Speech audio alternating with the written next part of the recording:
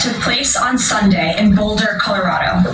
President Trump and the entire administration's hearts go out to the victims, and they are in our prayers during this unimaginable time.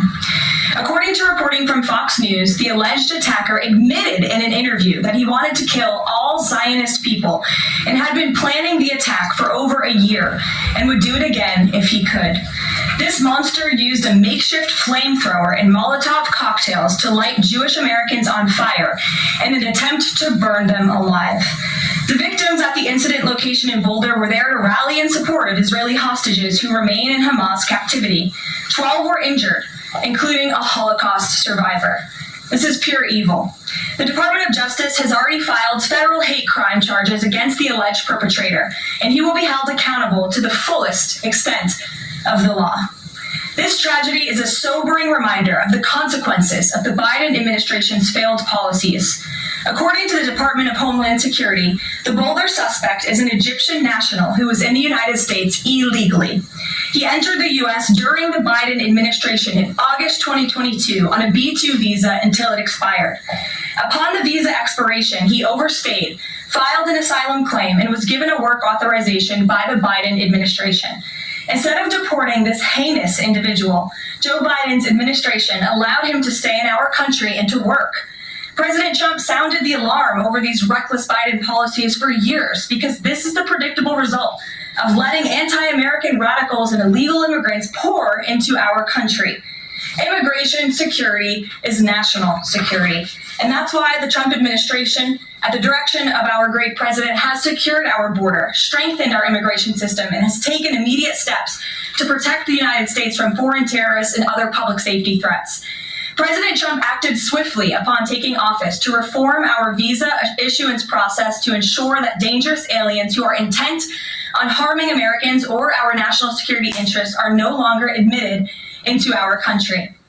Under the Trump administration, aliens will only be admitted into the United States through the legal process and only if they do not bear hostile attitudes towards our citizens, our culture, our government, our institutions, or most importantly, our founding principles. Under President Trump, the United States has zero tolerance for foreign visitors who support terrorism. Violators of U.S. law, including international students, will continue to face visa denial or revocation and deportation. And illegal alien criminals will continue to be arrested and deported from our country. On that note, ICE and federal law enforcement partners just wrapped up a month-long surge operation arresting nearly 1,500 illegal aliens in the Commonwealth of Massachusetts. During the enhanced operation, dubbed Operation Patriot, ICE Boston and other federal law enforcement personnel focused on transnational organized crime, gangs, and dangerous illegal alien offenders throughout Mass. More than half of the nearly 1,500 illegals arrested had significant criminal convictions or charges pending against them. Here are just some of the violent illegal aliens who were removed from communities in Massachusetts during Operation Patriot. A Salvadorian national with active Interpol red notice for aggravated homicide. A Guatemalan national and registered sex offender who had pending criminal charges in Boston for 5 counts of indecent assault and battery on a person 14 or over. A Honduran national who was last arrested for rape, indecent assault, and battery of a person 14 or over. A Colombian national charged with kidnapping, aggravated rape, and indecent assault and battery on a person 14 or over. And a Guatemalan national who was convicted of murder in Boston. Also, a Brazilian national who was charged with aggravated rape of a child by force and possession of child pornography. Again, these are people who are living in the Commonwealth of Massachusetts.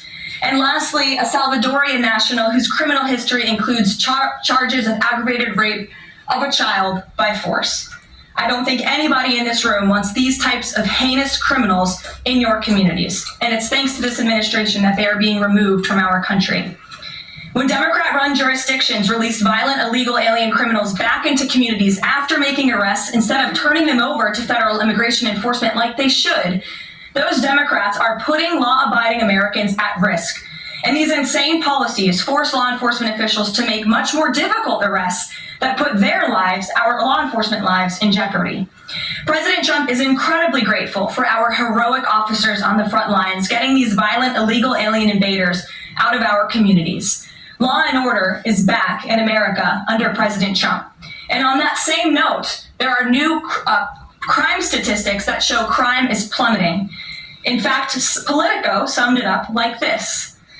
Murder rates are tumbling across the U.S. in 2025. Homicide stats are down at least 20% over last year. And we could be on course for the lowest number on record. With President Trump in charge, the days of criminals being put over victims are over. On the topic of immigration, the Washington Post just ran one of the most ridiculous headlines ever, even by their standards. And on my very first briefing several months ago, I said I would hold anyone accountable in this room. The Washington Post actually had this headline: the mysterious drop in fentanyl seizures on the U.S.-Mexico border. How is this mysterious? There is no mystery about why there is a decrease in fentanyl coming into the United States.